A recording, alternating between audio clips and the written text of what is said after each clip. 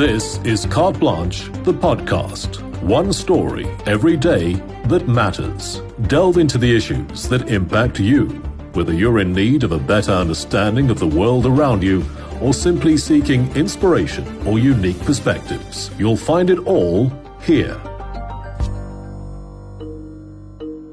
South Africa, a country known for its natural beauty and wide open spaces. But despite the many green spaces around us, we don't spend nearly enough time outdoors. Now, research is showing just how beneficial nature can be for our overall well-being, from mental health to childhood development, and even addressing crime.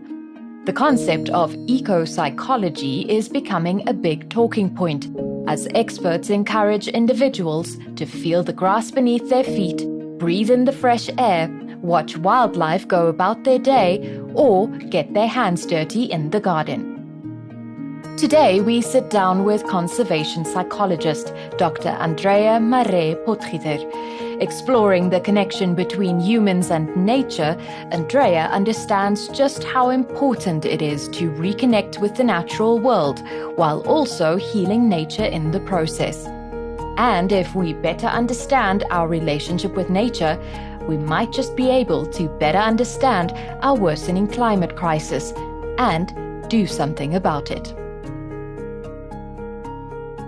Welcome to the show, Andrea. I was thrilled when you agreed to chat to us because this is such a fascinating topic. Firstly, I must admit I didn't really know what it was, but as I started reading up on it, I was just completely taken by it. And we're talking about eco-psychology. But firstly, I want you to tell us a bit more about yourself. Thank you so much for inviting me to talk to you. I also find eco-psychology fascinating, powerful, and so relevant in our day and age. I specialize in the relationship between people and nature, and I've been researching this field for about the last 8 years, and my PhD was in psychology, specifically around this field. So I want you to firstly tell us, what is eco-psychology? If we had to break the word up, it combines the term ecology, which is the study of organisms and how they interact with the environment,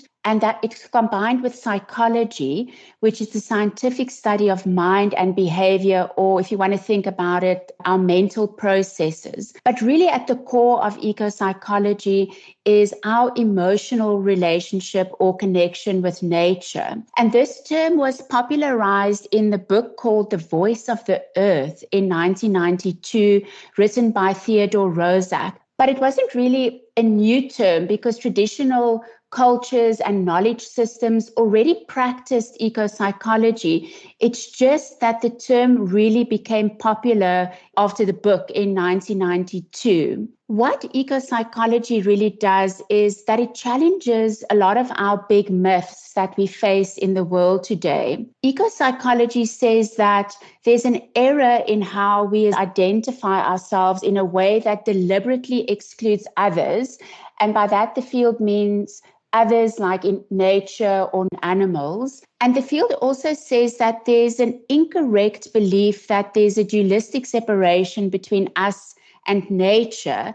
And the way that we see nature as an object or the other is very mechanistic. And that really doesn't fit with how we're supposed to be relating to nature as individuals. And then lastly, eco-psychology says the anthropocentric notion that are the exclusive locus of meaning and value in the world is incorrect. I really like that part of eco-psychology. So we're not the all-important part of the world we like to think we are. But I also just wanted to share with you that when I did my research, and as I continue to do my research on eco-psychology, our relationship with nature as individuals, our relationship with nature is really, really complex and non-linear. Things that impact our relationship with nature that I've seen in my research ranges from childhood experiences, our relationship with other people, worldviews, values, perceptions, attitudes, even our personality can impact our relationship with nature. And then if you think about South Africa, if we layer all of that complexity with the three evils in our society, inequality, unemployment, and poverty, you get this very complicated thing that you have to untangle during research. So tell us a bit about how you got into ecopsychology. So I practiced as a psychologist for many, many years. And I had an existential crisis where I was in the middle of Ethiopia. I was doing research for a big international company. And the brief from my clients at that point was to find out what are the insecurities that mothers have. And we were going to use those psychological insights to construct a marketing and branding campaign to get these insecure mothers to buy a particular product that will make them feel if they buy this product, they're now the best mother on earth. And as I was sitting in a small house in the middle of Ethiopia, doing my job that I've been doing for many years, somehow I just realized that something wasn't right. I just couldn't connect to the work I was doing anymore. I was aware of the negative environmental impact that marketing has. And I came home and I just started soul searching, and I came across that particular book, The Voice of the Earth, and I started reading it and it resonated with me. And I ended up closing my business, and then I decided to do my PhD in psychology to focus on ecopsychology in South Africa, because although the field really started being popularized in the early 90s, at that point when I started doing my PhD, there was very little empirical research, especially in Africa, on our relationship with nature. And that's sort of how my journey started.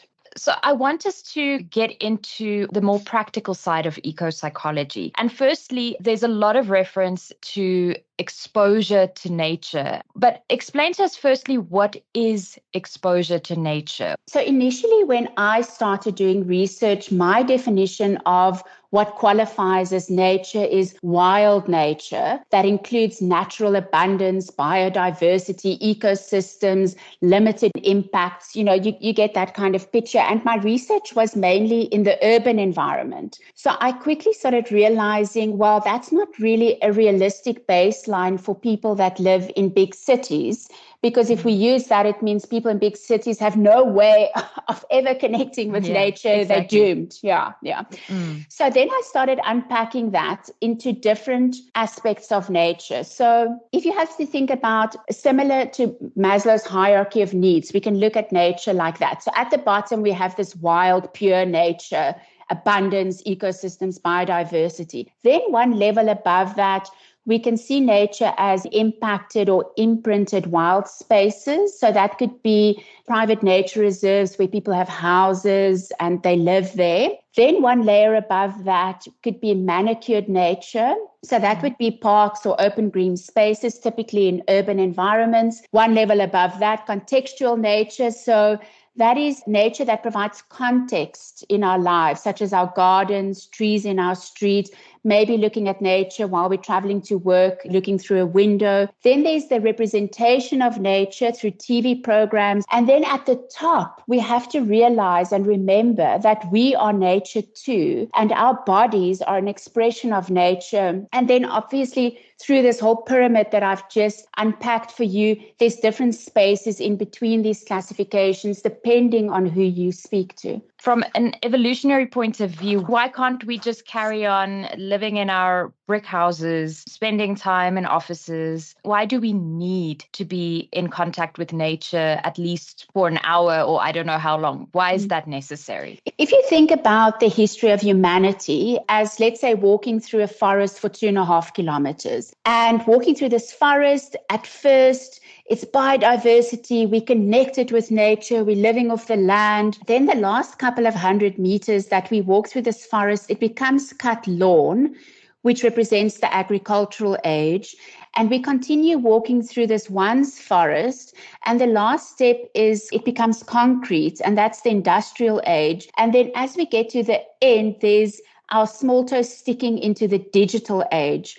And what I'm really trying to explain through this is that throughout the history of most of the time we spent was in close contact with nature. So we are designed to be in close contact with nature. Our brains are designed for that. Physically, we are designed for that. But our urban environments are notoriously bad for our mental health and physical health because we're not designed for a concrete jungle. And there's a hypothesis that's called the biophilia hypothesis. And this was proposed in 1984. And what it says is that humans have an innate tendency to connect with life and lifelike processes due to the evolutionary development of our cognitive and emotional faculties.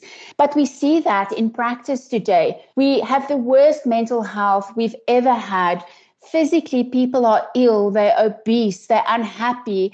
And I know that there's a lot of other factors that also contribute to this, but our disconnection from nature is one of the biggest contributors to how badly we are doing with mental and physical health globally, in my opinion. So let's quickly go through some of the benefits of ecopsychology. So I like to break it down into three main benefits. So the first is what we call attention restoration theory. And the benefit of exposure to nature, then in terms of this particular theory, refers to the processes that people go through when recovering from something that has reduced their ability to cope. So nature restores your attention after you've experienced something that made you feel like you can't cope with life and the demands that life give you. The second theory that explains the main benefit is called stress reduction theory. And this is based on the assumption that natural environments can evoke rapid positive emotions and block negative emotions. So really what these two theories talk about is that spending time in nature reduces our stress, and it's been measured through reduced blood pressure, reduced cortisol levels, a reduction in heart rate, but also nature helps us focus and makes us more creative and able to solve problems. But then very interestingly, last year, there was a paper published that was around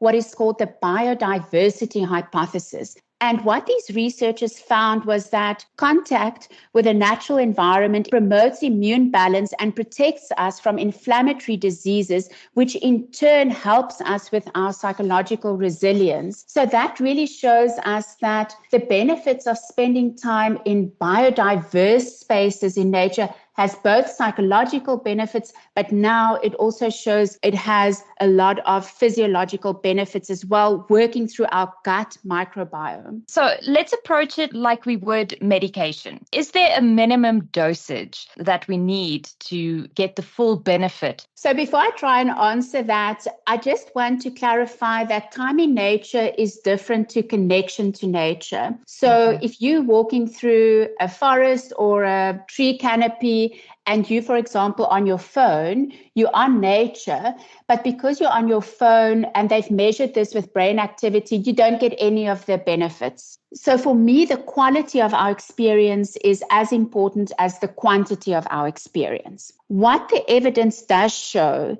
is that a minimum of 2 hours per week of nature contact could show some therapeutic effect. And a lot of the research done on forest bathing, which is one of the therapeutic modes of nature contact, in forest bathing, sometimes they can see people having physiological benefits after just 20 minutes in a forest. Wow. But there's really no one size fits all. Obviously, we don't all have a forest nearby. If we're stuck in the office most hours of the day, how do we get the most out of nature within a very urban space? You know, it's actually quite tragic because a study done showed that South Africans spend a median time of 19.1 hours a day indoors. Jeez. And the most common way people experience nature is through a window. Yes. So it really translates into why we're seeing that South Africa has really poor mental health when we compare our mental health globally to other countries. So one study took post-surgical patients who were in hospital. They put some of them in a room with a window that overlooked trees rather than a brick wall. And then they put some patients in a room that overlooked just a brick wall. And then they compared how these surgical patients recovered. And those that overlooked the trees rather than the brick wall recovered more rapidly, and they required less pain relief. So there you can already see that seeing nature through a window could have a benefit for you. Then there was another interesting study that showed, I think the study was in Germany, where just living within 100 meters of a tree had the ability to reduce the need for antidepressant drugs. So there you can see that if you have trees in your street and walking in your street under a tree canopy can already have a positive impact on you. Then there was an interesting study that compared the impact of bird, water, and wind sound on our mental health. And they found that bird and water sounds had a profound impact on our mental health. So really what I'm trying to say is that connecting with nature isn't just spending time in a forest or walking through a biodiverse park. It's also looking at nature, it's listening to nature, it's watching the sun rise. That is a good way of connecting to nature. But also we need to take time out from our technology. It causes a hangover in terms of our brain activity. It means that our brains can't restore when we connect to technology all the time. So that would be what I would suggest in terms of connecting with nature in urban environments. What actually happens to the brain when we are exposed to nature? So the research has shown that when you experience nature, so connecting with nature sensorially, emotionally, you immersing yourself in nature, it enhances our working memory, our attention, it relieves the fear and stress processes in our brain that's related to that. And then, as I mentioned, physiologically, our heart rate, our blood pressure, cortisol levels reduce. Researchers said that the amygdala, which is the brain region activated during a task that evokes social stress, and it's the processing center for our emotions, they said, let's go and look at what happens with this part of our brain. So they did MRI scans to examine the brain before and after walking in nature, but not an urban environment. And they looked at what happens to your brain after 90 minutes of walking in this environment. And what they found is that there was a reduced level of rumination and lower stress-related amygdala activity after walking in nature. Then the World Journal of Biological Psychiatry also used MRI to examine what happens to our brains. And very, very interestingly, they found that time spent outdoors, it had an impact on how we process sensation, perception, movement, learning speech, and even cognition. And one of the most interesting studies that I came across was where they used nature activity therapy for people with fibromyalgia. And even then, they showed that nature has positive impacts on their well-being. So it really works at different levels of our brain. So we can't really have this conversation without also looking at climate change. And with that comes the concept of extinction and the threat of species going extinct. So how do we find peace in nature when we are constantly hearing about all of these awful things happening to the environment? There is a lot of trauma that's happening because of natural disasters and environmental destruction, and it has a significant impact on mental health, whether it's consciously or unconsciously for people. There's, for example, a term called solastalgia, which is the opposite of the word nostalgia. So nostalgia is a positive memory, but solastalgia is this negative memory. And the term really describes the distress caused by environmental change that affects our sense of place and our identity. And there was a study done that showed that people who were living in areas where there was mountaintop removal, coal mining taking place, they suffered from major depression compared to residents in non-mining areas. And we can also see that with environmental and natural disasters, there's a decline in people's well-being when they experience this. So disaster victims have been shown to get depression, PTSD, they fear, they have other mental health challenges. But how do we deal with this? Okay, because it does feel a bit like doom and gloom. You know, we switch on the news and we hear about extinctions, and we also have an extinction of experience ourselves where we see nature being lost. What I like to tell people is we need to feel in control, and how we do that that is by starting with what we have control over. So starting in our own backyards and protecting and restoring the nature that's in our close areas. So it could be, for example, rewilding our own lives, creating, restoring biodiversity. And the way we can also rewild our own lives is to start living more according to the seasons, doing a lifestyle audit to see how we can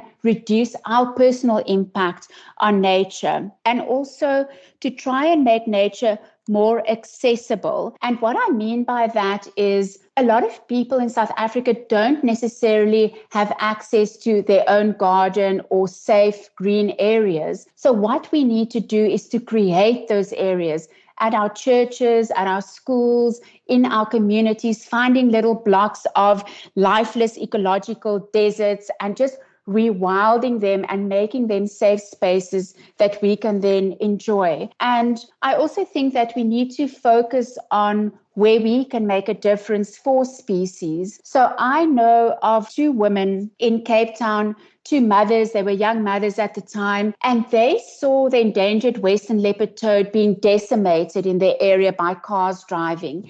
And they just said to each other, not on our watch. We want our children to be able to experience this beautiful western leopard toad when they're older. And they started forming a volunteer group that during the big migration went out on rainy nights and helped the toads cross busy roads to get to the ponds where they then breed. And then after the breeding, these volunteers would then go out again and help them cross the busy roads as they make their way back to where they came from, which is usually people's gardens. For me, that is a beautiful example of how we can take control over something that's in our own backyard. And I can imagine that in itself, the process of healing nature also then plays a big part in our own mental health, because you get that immediate positive feedback in a sense. So can you tell us a bit more about the importance of healing nature and how that fits into the whole eco-psychology conversation? So I'd like to go back to the narratives that we create in our lives. So as we get bombarded with all these different narratives, and a lot of them are often negative, as you mentioned. What we can do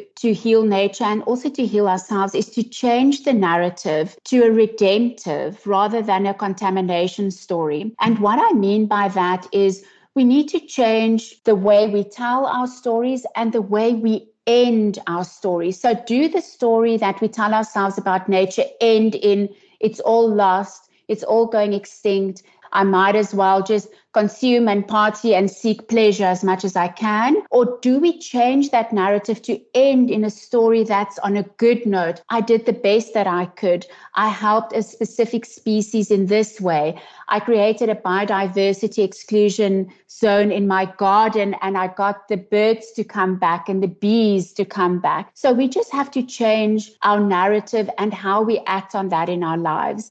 I understand that some governments are recognizing the importance of eco-psychology and really having natural spaces for people in urban areas. I read about some schools and corporates that started incorporating things like bigger windows, having trees outside windows to allow people to be more aware of nature around them throughout the day. But in terms of the South African context, obviously we have a lot of open spaces, even within the urban areas. But have you seen anything in South Africa in terms of embracing eco-psychology, either in the corporate field or by schools or government? Has there been any talk in that direction? So there's what is called the Green Building Movement, GBCSA, in South Africa. And this movement focuses on exactly that you've been speaking about, biophilic designs. How do we bring nature back into office spaces, particularly because we spend so much of our time in these spaces? So the Green Building Movement in South Africa has been doing incredible work in that particular area. And I have seen that municipalities are also putting importance on protecting green spaces, rivers, and especially in rural areas, and creating new game reserves. But the most profound things that I've seen that really embraces the core tenets of eco-psychology is in the volunteer space. So there's an organization called Ocean Pledge, a small volunteer group that actually takes youth into nature. They get people to make pledges around their plastic use. They get people to connect to the ocean. And that is a beautiful way of how eco-psychology can flourish in a community space. Then there's also organizations like Nature Connect and I Am Water, and they do incredible work with kids as well in terms of connecting with nature.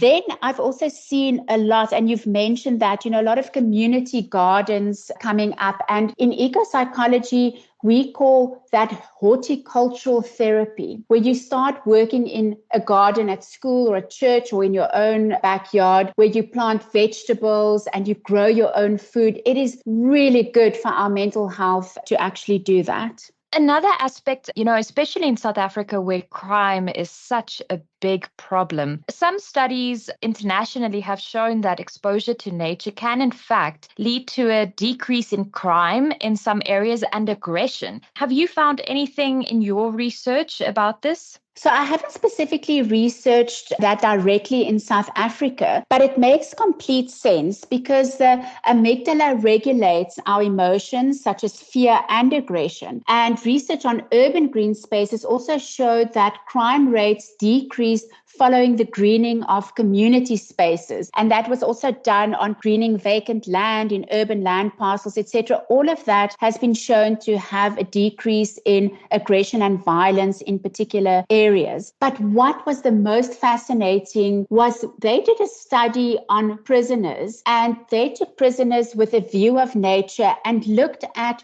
whether that had an impact on them. And prisoners who had a view of nature, trees, for example, showed increased life satisfaction and increased well-being. But this is where it gets interesting. Researchers took that a bit further and said, okay, let's see what happens when we show prisoners nature videos. Will that have an impact on them? So they showed a set of prisoners nature videos 3 to 4 times a week. And it's fascinating. Their levels of aggression decreased significantly with 26% fewer violent interactions in the prison environment. So you can see that we go back to that different levels of nature exposure and how they can have different impacts on different parts of our society when it comes to aggression and violence. Let's quickly talk about childhood development. How important is nature exposure? So from my research, nature exposure is incredibly important during childhood. I've seen in my research that when a child is not exposed to quality and quantity nature, they grow up as adults that are likely to be more disconnected from nature. Children are spending less time in nature compared to 20 years ago because of academic pressures, safety concerns, technology, structured activities. And it doesn't help that South Africa, out of 43 nations in the world, was one of the countries with the most screen time. So it's not really helping our case here for children. But spending time outdoors is important for children because of the vitamin D exposure, but also because of the psychological benefits. When we look at children who don't spend enough time outdoors, they are likely to experience increased levels of stress, isolation, depression, obesity. They struggle to focus on day-to-day tasks, and they might even express behavioral issues.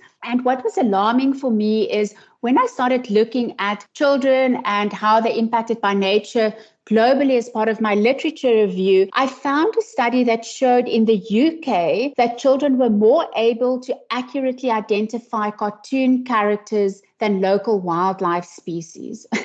Wow. And that is scary because it shows that there's an extinction of experience for children.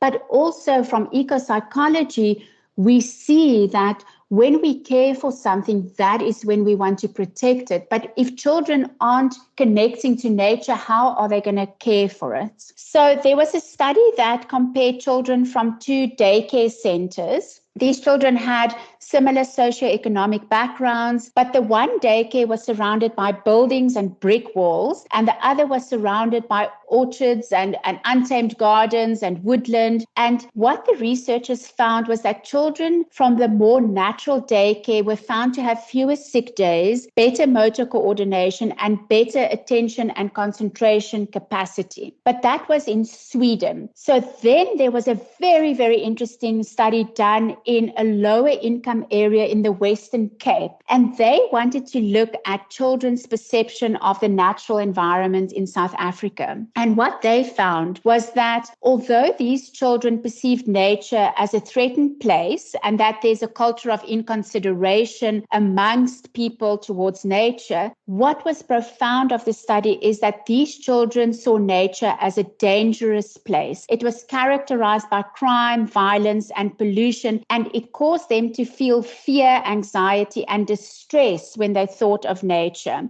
You've mentioned the term, the extinction of experience, and I just want to understand what exactly you mean by that. So the extinction of experience comes back to what we call a baseline level. When I think of when my parents grew up, there was a baseline level of nature that they were exposed to. I remember my mother telling me she used to have owls in their back garden, and when they were injured, she used to rehabilitate them and rewild them and release them. And as our generations start getting more and more exposure to nature, there's less and less nature to be exposed to. So that baseline level starts diminishing. So our children will have less nature. Their children will have less nature because of extinctions.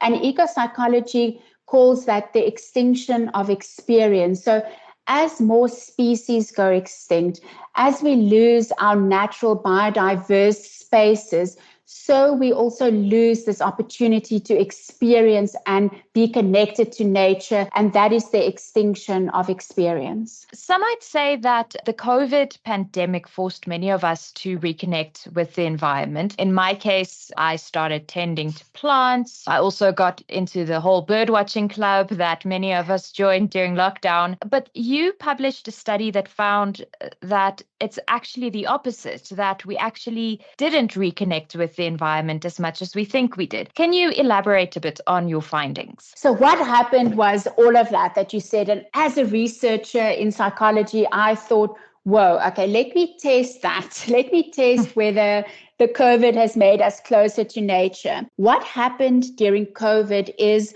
what we call a mortality salience induction event.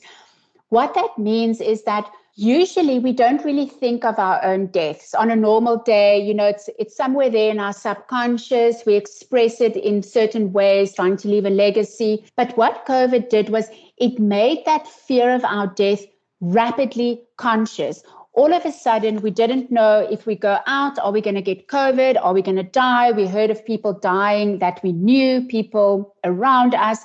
So there was a lot of fear. And what that means is, psychologically speaking, that fear of our own death that became conscious during COVID cascaded into our relationship with nature. And what that meant, and what my research showed, is that people who were already connected to nature, appreciated nature, they valued nature, during COVID, they became more connected to nature. It increased their love and care for nature and the benefits they received from nature. But those people in South Africa who before COVID were not connected to nature, so they were disconnected, they were pleasure seeking. For them, COVID made them even more distant from nature. So COVID had this kind of enhancing effect on our relationship with nature. Either it enhanced our positive relationship with nature, or it enhanced our negative relationship with nature. To wrap things up, for those listening, I'm sure there are a few people thinking, this is just some tree hugger, hippie type concept. Like, this isn't important to me. What do you have to say to those who doubt the importance of nature and who just think this is just some happy clappy conversation that doesn't impact me? Look, we are facing a climate, environmental and mental health crisis. And these are not independent from each other. They are totally interconnected with each other. South Africa ranks as one of the worst countries when it comes to mental health. And when we look at the city of Cape Town, for example, the extinctions happening on a biodiverse space is also incredible. There's no doubt in my mind that there's a correlation. The more extinct biodiversity goes, the worse our health becomes. We weren't made to live in a lifeless world. So we are connected to nature whether we like it or not. And therefore, the destruction of nature will have a profoundly negative impact on our psychological and physical lives, and especially that of our children. And for those that think this is a happy, clappy, hippie kind of movement, the research is becoming very, very clear that we have to heal our relationship with nature to heal ourselves. And therefore, we need to adjust the way we assess our internal lives and the way that we relate and interact with nature on a daily basis. It's essentially the idea of what you put in is what you get out. And I think that feeds into this conversation. But this has been absolutely fascinating. You've certainly given me a lot to think about, especially those studies in the prisons. But thank you so much, Andrea, for your time and for informing us and telling us how important nature is, because I think it's something that we just kind of accept as an ever-present thing in our lives. And we don't realize really how important it is to have an actual active relationship with nature. Thank you so much for having me. I just love talking about ecopsychology, and I really enjoyed my time with you.